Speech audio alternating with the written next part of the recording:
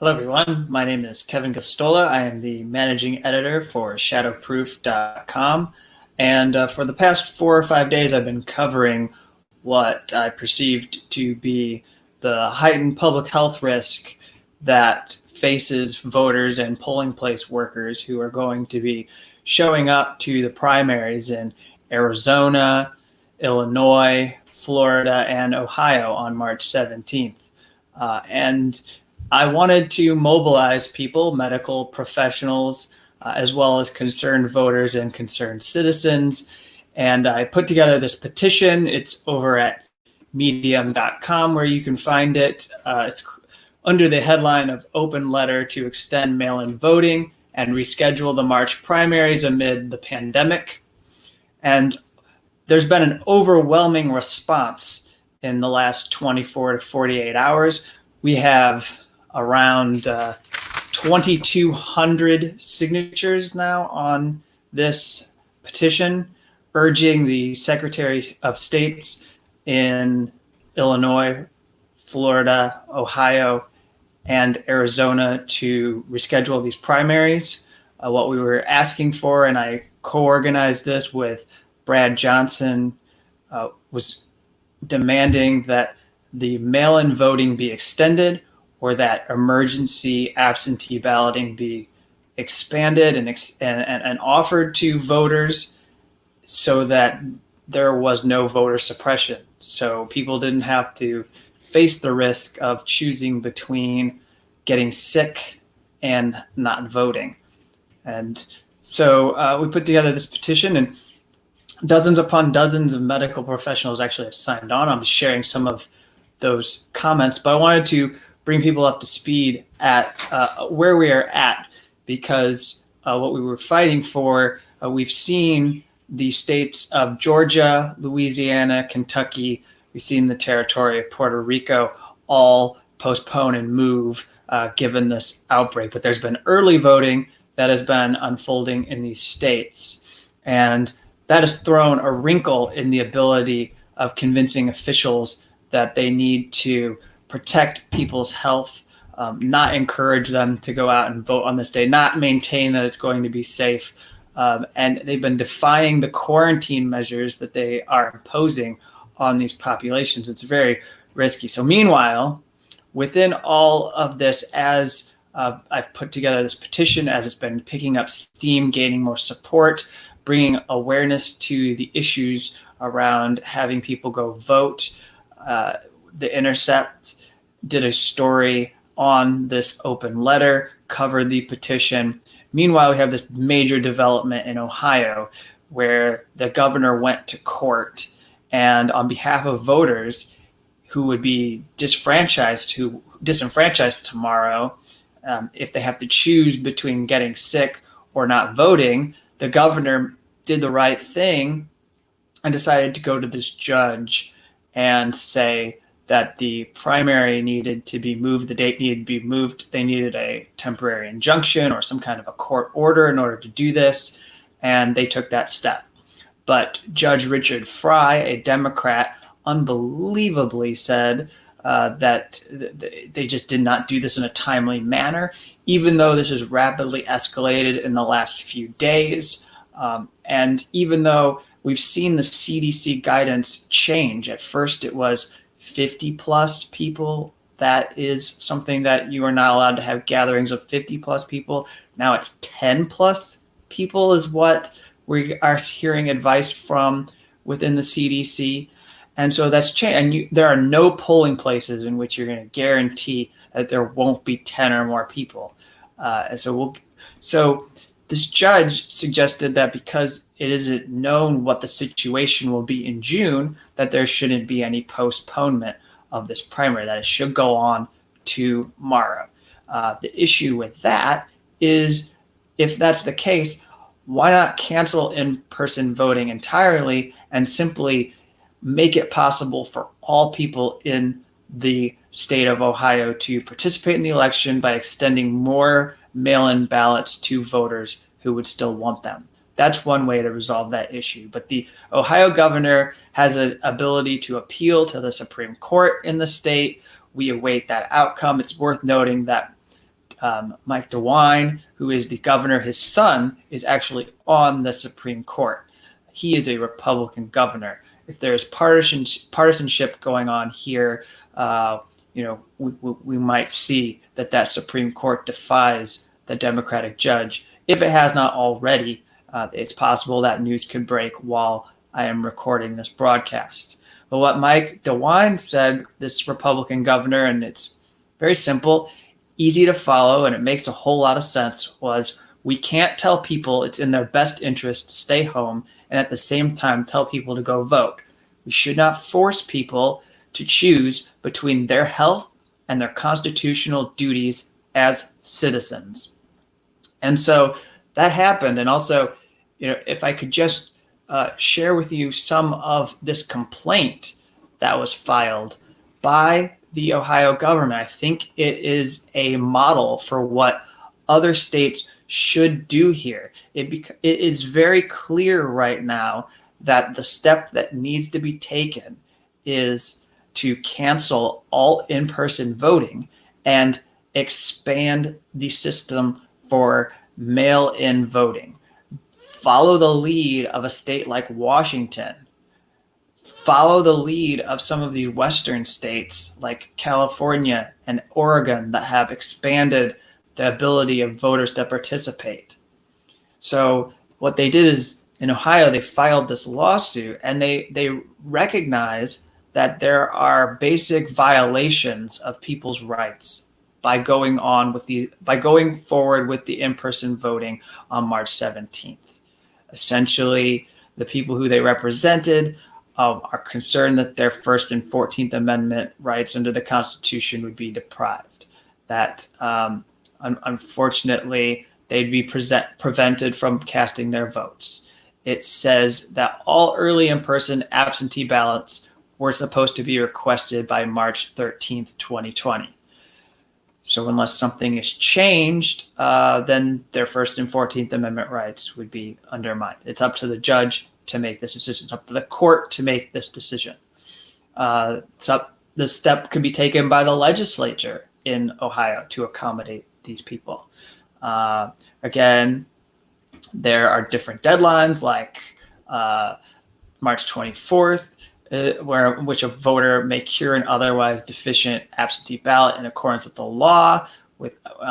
There's all these deadlines that they point to in their effort to try to move this date, noting that people are being disenfranchised because of Ohio's decision to move onward with this in-person voting, when not everyone's going to be able to vote without putting their health at risk, no matter what you say in the press and the media. So let's move to Illinois. And in Illinois, what you had is a complete defiance of Ohio's move. And initially, Ohio was part of this united front that was presented by Arizona, Florida, and Illinois. And they were this group of 4 states on March 17th that was standing tall against Louisiana and then Georgia and their decision to move their vote. And you even saw progressive groups who decided to back them, standing firm that they were not going to heed the sort of concerns that were out there and present about going forward with the primary amid this outbreak. As you have this press release that went out that's frankly reckless. Illinois primary election still on, it said. And this came out and amazingly, it notes that they're still plagued. The Illinois election is still having trouble getting election judges or polling place workers because people have dropped out since there are fears that they might get the coronavirus. This is a problem in all 4 of these states. And then what happened was in this press release, it articulates why they're going forward with the Tuesday election. And this was authored by Matt Dietrich, who's the public information officer, said there are several factors to be considered. As already noted, much of the voting for this election already has been done. Also, at this point, There is no date in the foreseeable future when we can expect greater safety with any certainty. Again, like this is something that Fry has said. This talking point has become a Democratic talking point. That because we do not know what will be going on in June, we do not know that the pandemic will have peaked. That we have to go now, and a moment when the pandemic is actually heightening. This is probably one of the most dangerous moments to encourage people to go out and vote. I mean, you even have President Barack Obama pleading with people to stay at home. And how can you consistently say that you need to stay in your home and also encourage them to leave their home on March 17th to vote? It's impossible. Then they invoke disabled voters who may not be able to cast paper ballots by mail as an excuse for not expanding mail-in voting. Like this is that is an important thing, but they're using it as a smokescreen to not expand mail-in ballots. To be clear, this person, the public information officer, says the State Board of Elections doesn't have the authority to change an election date. Doing so would require action by the General Assembly to amend the Illinois Election Code or a court order. You can go get that. You can do what Ohio is doing. Simply put, the Illinois officials are refusing to do so. They're refusing to acknowledge the voter suppression that is going to be happening in the state on March 17th. They can resolve this matter. They can at the very least, they could give people more time to participate and do so. This is unconscionable. So then in Arizona, you have the fact that they also say changing the date would require an act of the legislature. This step can be taken. Maricopa County, however, one county that has gotten a lot of attention in Arizona and has a history of voter suppression within it, has made news because they consolidated polling places from 229 to 151 polling places, according to the Associated Press. They cut a third of locations for people to vote. So there's going to be less places for people to go and vote, and those people are going to cram into those locations, potentially. Even if they keep a distance of, say, 6 or 7 feet, whatever is the guidance, you're still going to have the fact that people are near each other. There's no guarantee that the virus isn't spreading. Maricopa County Recorder Adrian Fontes, who is a Democrat who oversees mail voting but not election day operations, attempted to expand and send 189,000 people ballots who had not received them, but a judge stepped in and slapped down that attempt to enable more people to participate. Just shameful. And you have Secretary of State Katie Hobbs in Arizona working with Arizona State University to enlist students to work at the polls. This is something that we've seen also in Illinois, hiring high school students. In fact, in Illinois, they want to pay high school students to be low-wage labor. The cost that they want to pay, the wage that they want to pay is $150 to $200. If you were a regular polling place worker who was older, an elderly person, you would get paid $300 to do that work. But they're taking advantage of these people being high schoolers, and they're also, they're hiring these students, whether they're in high school or college, and they have it under this false sense that it's going to be okay because they're younger people, so they're not as at risk with the virus, yet they very much could be carriers of the virus, and they could still come in contact with people and pass it on. Just because you aren't showing symptoms doesn't mean you don't have the virus. And yet, again, I continue on with the astounding pseudoscience that we have seen from some Democrats in the past week around this. That's a theme you're going to hear recurring in this report. Illinois Democratic Party Executive Director Mary Morrissey was on the show Rising on Hill TV. That's with Crystal Ball and Sagar and Jetty. And she said the CDC and the Illinois Department of Public Health have indicated people should stay away from large gatherings, but they have not said everyone should be quarantined in their house. So going out to small gatherings or going to the grocery store are things that people are doing on an everyday basis. And going to the polling place is no different. But actually, it is different because you're going to the grocery store because you have to get food to feed your family. And you're going to the grocery store because you need supplies. Hopefully, you're not hoarding and making this worse for everybody. But going to a polling place on an election day during a pandemic, that's an elective thing. Nobody has to go vote. Nobody is being ordered to go vote. And you're depressing turnout by holding the in-person voting, by holding this during an outbreak. It's just, all of this is just unfathomable, the extent to which it has been allowed to persist. Florida Secretary of State Laurel M. Lee gave a quote to, I think it was a Fox News local affiliate, saying that precinct-based voting, where voters within a community cast a ballot, is nothing like the large gatherings our health professionals are encouraging Floridians to avoid. But at this point, 10 plus people is the guidance from CDC. So that's flawed. And again, no matter what guidance you have been given, you consult with the medical professionals.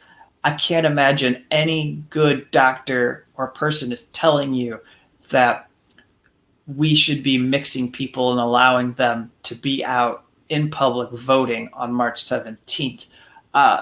There are 130 people who are medical professionals who signed this petition that I put together and organized. I'll be reading a few comments from them, and all of them say what should be done is having people stay home, and you expand mail-in voting.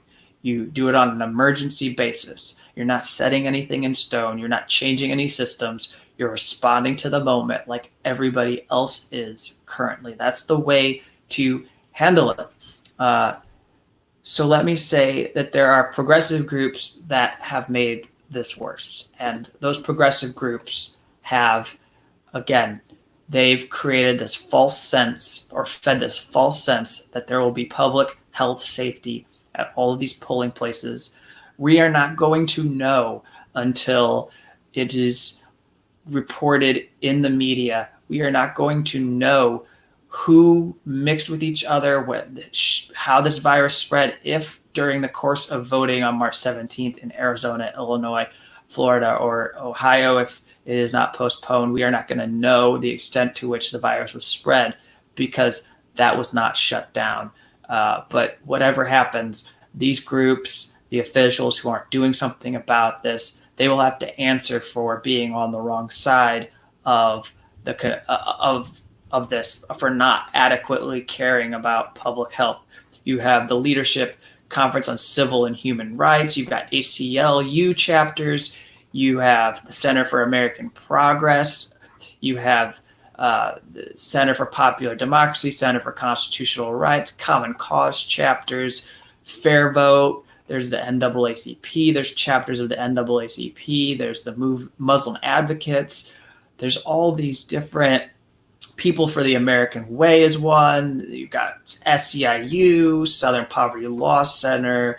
These are very big progressive groups pushing to have democracy continue. And I understand that they're afraid of it being suspended and they think it sets a bad precedent.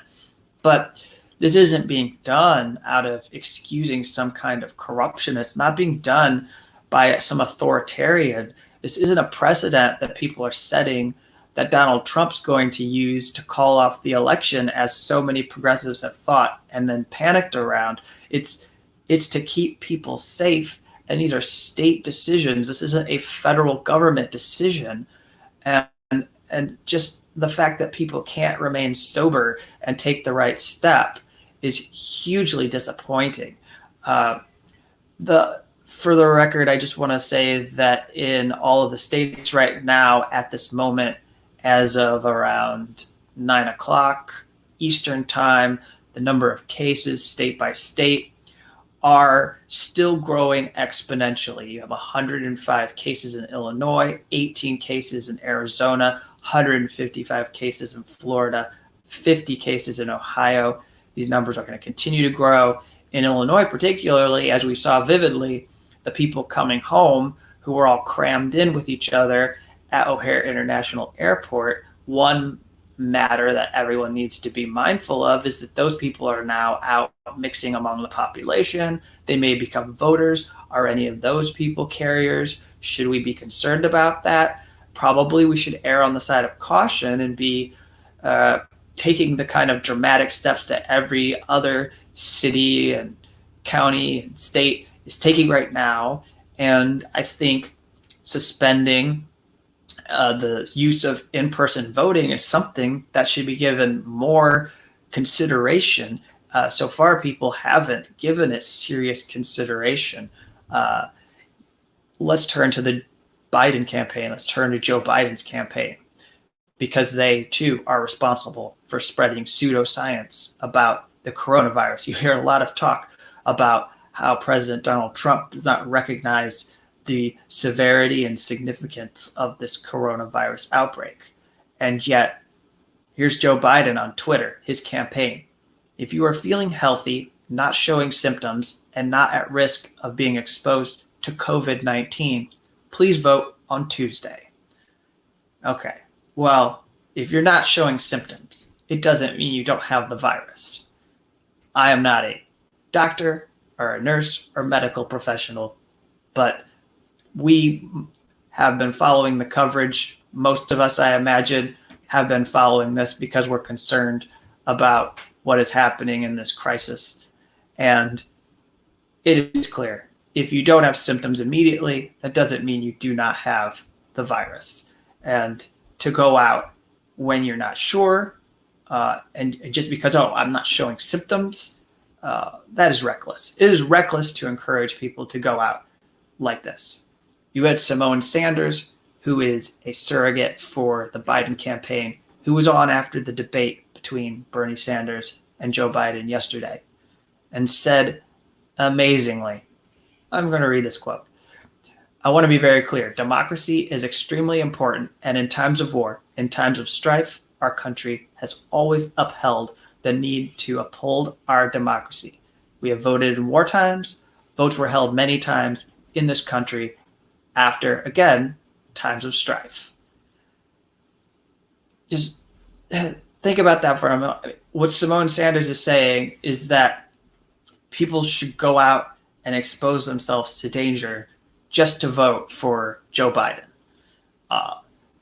Elderly people have been voting in droves for Joe, and these are people he's going to need in November. I don't think he wants any of them to get severely ill or worse. And yet, he, instead of being sensible, instead of saying, we can find a way to come up with a contingency plan, it's press onward. It's just invoke the kind of bluster that you might hear from a Republican. In fact, Republicans have spoken like this. Governor Ron DeSantis, a Republican, said people were voting during the Civil War. So now we have a bipartisan rhetoric that we are hearing from Democrats and Republicans acting like we need to stand up for freedom and democracy and go out during the pandemic and still vote, that we can't let the coronavirus stop us from participating in democracy. It is incredibly reckless. And again, the other thing I want to move on to here before wrapping is that Bernie Sanders and his campaign, which has been completely upended by all of this and radically undermined by the spread of this virus to a greater extent than Joe Biden's campaign. Joe Biden has shown that he benefits from the way that our media system grants free airtime to candidates like him who are willing to uphold the status quo and who do not pose a threat because he doesn't really have to campaign, and you have media commentators spreading his message on the air, suggesting he'll be a crisis president who would be better than Donald Trump. Nobody is talking up the positives of Bernie Sanders in this way as an alternative to Donald Trump. So the Bernie Sanders campaign has lost canvassing ability. It has to rely on phone banking. It can't do the rallies the way that they were doing to mobilize people. And the coronavirus effectively, as pundits have said, crystallized this race, froze it in time, and made it so it's about a 60-40% difference in all the polls, where you've got 60% for Joe Biden, 40% for Bernie Sanders, state by state. That's about the breakdown for how we're probably going to see the results for these primaries. And I think that's about the results that we would see even if they were actually moved to another date in May. And yet, so Bernie was on CNN and he spoke about how it would probably make sense, or that it didn't make sense to have elderly workers sitting behind a desk, registering people to vote, handling ballots in this moment because they're vulnerable. And perhaps we should consider postponing the primaries. And the uproar that you got from people who are establishment Democrats was just rather incredible. And suggesting that there's some kind of self-interest on the part of Bernie Sanders and his supporters to raise these concerns about public health risks. It's extremely cynical. But I think it's also projection. Let's be honest. I don't think that they're right about Bernie Sanders, but they may be exposing themselves here because they definitely want to get all of these states done with on March 17th. There are 577 delegates available, and if Joe Biden is going to win about 60% of those delegates, then, doing the math here, 577, nearly 600 delegates. So, he's going to get somewhere between 350 and 400 delegates potentially. That moves him really close and in range. At that point, he's only about 600, 700 down from clinching the nomination. That would be huge. I mean, I think then they could actually blame Bernie Sanders some more for creating division in a time of a pandemic and pressure him to leave the primary and be more, act more like the assholes that they tend to be.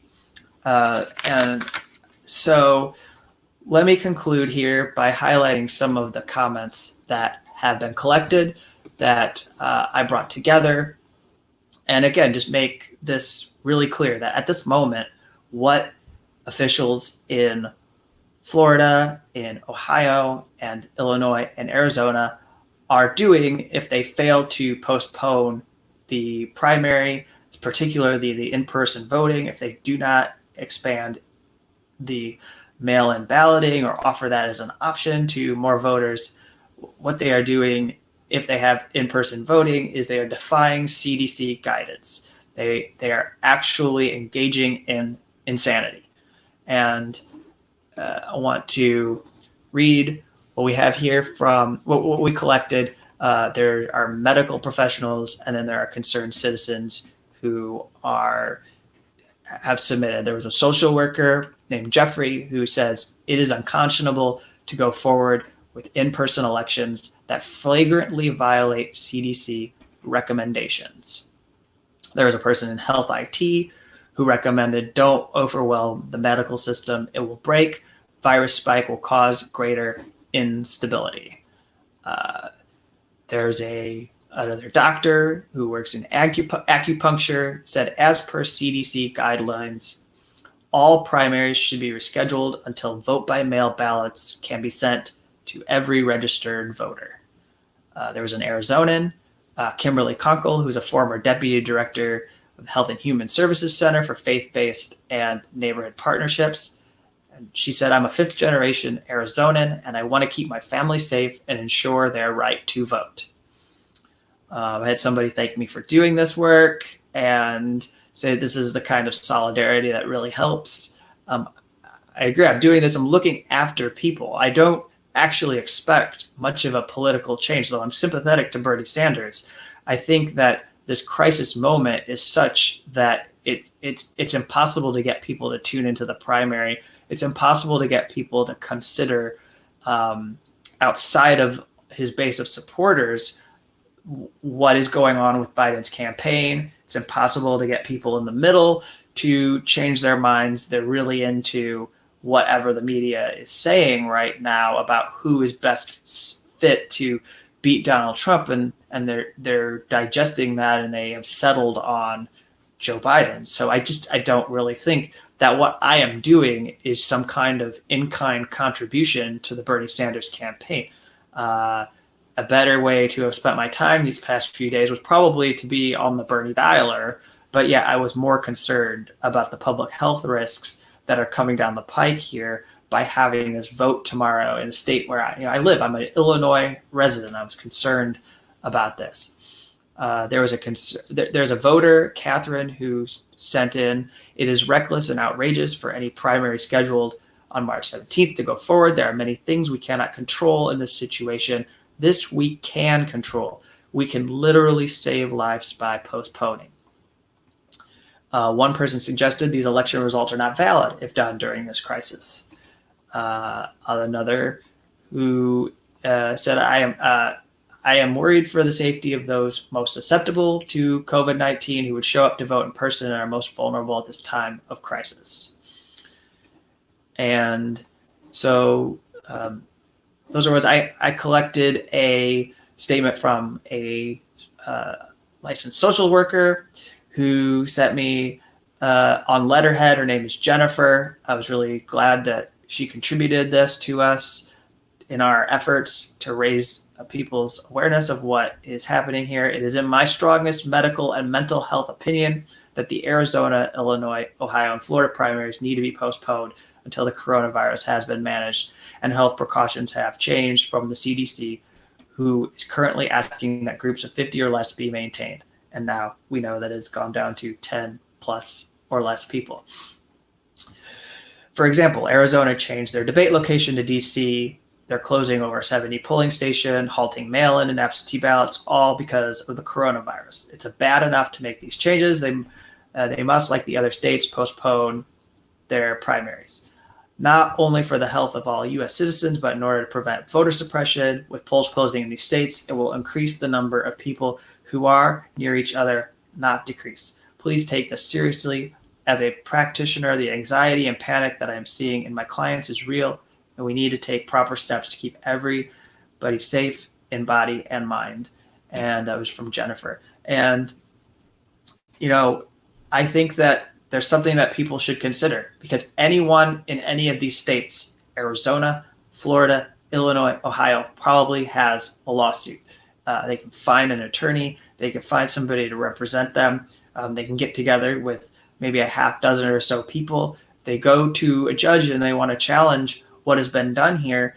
This election can't be that legitimate if a sizable number of the population are being suppressed and they're not able to vote. And I know that in these states, there's been early voting and mail-in voting, and a lot of the judges feel like that was ample enough to get everyone included. But the fact is that this escalated rapidly, and there are largely, you have to imagine there've got to be a large number of people who didn't get out to vote early. They didn't return a mail-in ballot. They were thinking it's going to be okay to vote on Tuesday. And then now, in the last 24 to 48 hours, what they've heard is that they are going to be taking their life into their own hands if they go into a polling place on March 17th. And that is something to be tremendously concerned about.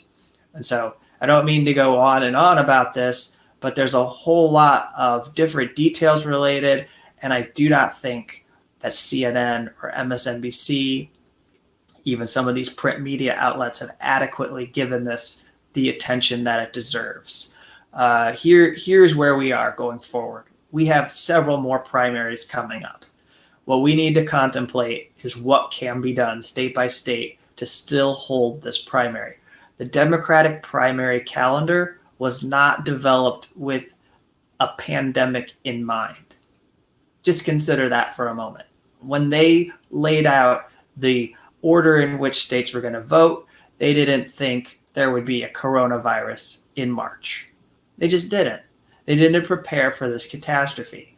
So that doesn't mean that they can't do anything. They still have an obligation to respond responsibly to this and to address these health concerns. The DNC has a responsibility to show leadership and work with state officials so that public health is protected. That's a basic expectation we should have of people who are claiming to be looking out for people's health in this crisis. And it's not like a thing, like, again, it's not, you can't just go out there and vote and then come back home and expect that all the hand sanitizer in the world and the masks and you kept your distance. People who are going to have to pay these medical bills in a country that doesn't have a single payer healthcare system cannot guarantee cannot take this risk and then come back and get sick and then have to foot the bill later of thousands upon thousands of dollars when the only thing really guaranteed is a test. And then even if you go to the doctor at this moment, I don't think it's resolved that you're going to be given a test that if the doctor doesn't think you really can prove or that you have signs that you have coronavirus, then you might be sent back home and still have the virus but not get the adequate medical treatment that you should receive. So yeah, like there are dozens upon dozens of people tomorrow who may be Bernie Sanders supporters, who may be Joe Biden supporters, who are not going to show up to vote because they don't want to get sick. This is incredible. It's just profoundly dystopian. People are getting calls to turn out to vote for down ballot candidates. They're being called by Bernie supporters. And yet you have the news on and there's a global pandemic. And there isn't anything normal about this. Really and truly, the answer here at this moment is that Joe Biden and Bernie Sanders and the DNC should be suspending their campaigns and this primary. They should be developing a new calendar in which states can vote later in June and maybe in a first or second week of July. They may need to work with the arena where they were going to schedule and hold the convention. That might need to be pushed. I don't know if venue is available for that. Things are planned very well in advance. But once more, I repeat to you, this primary was not planned out with the thought in mind that there would be a global pandemic.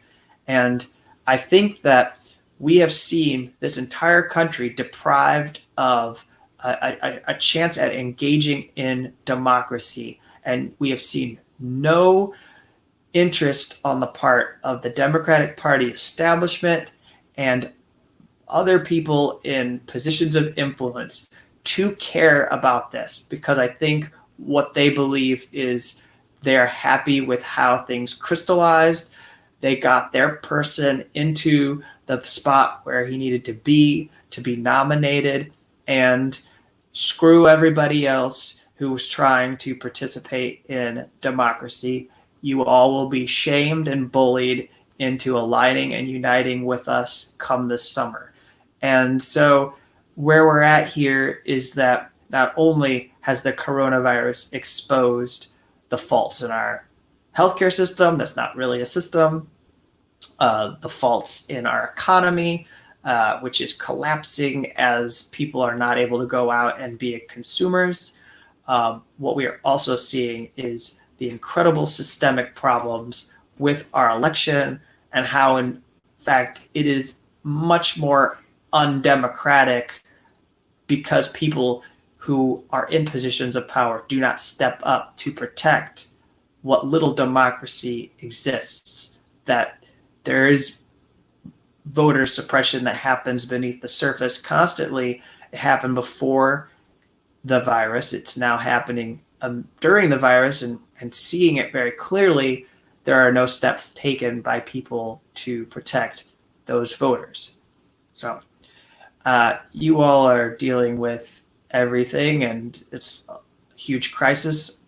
I'm quarantined like anybody else, and I'll be doing these reports fairly regularly as there are developments related to the primary process and how, in fact, the coronavirus is impacting it.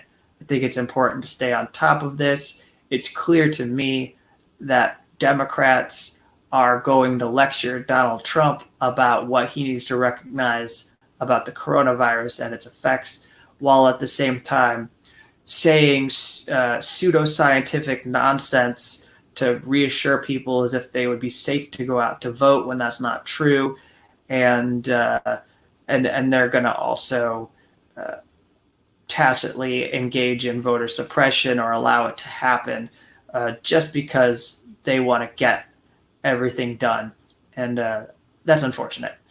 So thank you for watching, and we'll be back soon. And I want to again remind you that if you'd like to sign this petition, it's the open letter to extend mail-in voting and reschedule March primaries amid the pandemic. That is over at medium.com. You can add your signature. And again, as we wrap up now, I believe we have exceeded 2,200 signatures. So that's fantastic. We'll keep up the pressure. The voting on March 17th actually has not happened. So we'll continue on into the night to appeal to people to protect voters' health, to protect polling place workers, and to not engage in elections, in-person voting that is going to spread the virus further. But the cynical part of me says that probably people in those governments who endorsed Joe Biden are not going to do the sensible thing and make adjustments. So you all have a good night and stay safe out there.